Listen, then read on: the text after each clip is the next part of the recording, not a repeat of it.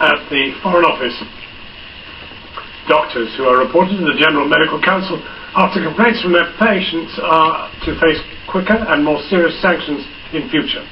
The Law Commission will tomorrow publish a bill which would strengthen the measures available to the GMC and medical tribunals. It's being described as a once-in-a-generation opportunity to improve a much-criticised system. Our Health and Social Care correspondent Victoria MacDonald has this. Over the years, so many doctors have walked through the doors of the General Medical Council and either walked back out completely cleared, free to practice again, or their careers in tatters, struck off. The GMC no longer holds these hearings. They're now run by a Manchester-based tribunal service. But where they're held is not really the issue, it's the way they're held. The length of time it can take for a doctor to come before a panel, the lack of a right of appeal, the frustration that many of the patients, families and their friends end up feeling, and also the suspicion that doctors can play the system to their own advantage. 2 years ago, Channel 4 News revealed that this consultant surgeon, David Jackson, was facing 75 GMC charges involving 16 patients. The Phillips family told us at the time of their distress at the loss of their mother, Jill, following a botched operation at East Kent Hospital. And there's so many things that we know went on in the hospital with Mum's case, and he wasn't called to task. And nor has he ever been, despite the family's long fight to make this happen. A decade after the first complaint was made to the GMC, Mr. Jackson has now been allowed to remove himself from the medical register because of ill health.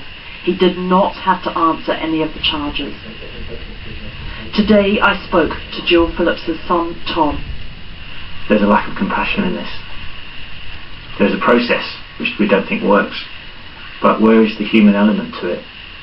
Where is the fact that these are patients, these are people, these are human beings that are very sick and vulnerable?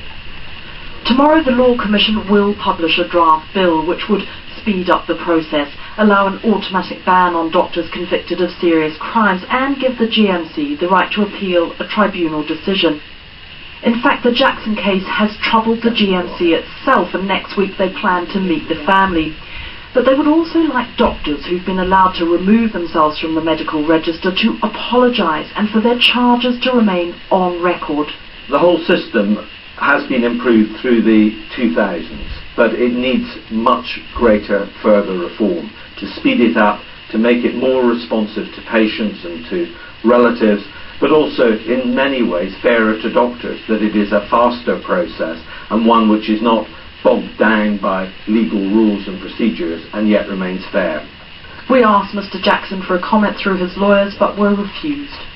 The Phillips family, though, remained dismayed by a process that they said failed to acknowledge anywhere the pain and hurt they have endured because of their mother's untimely death.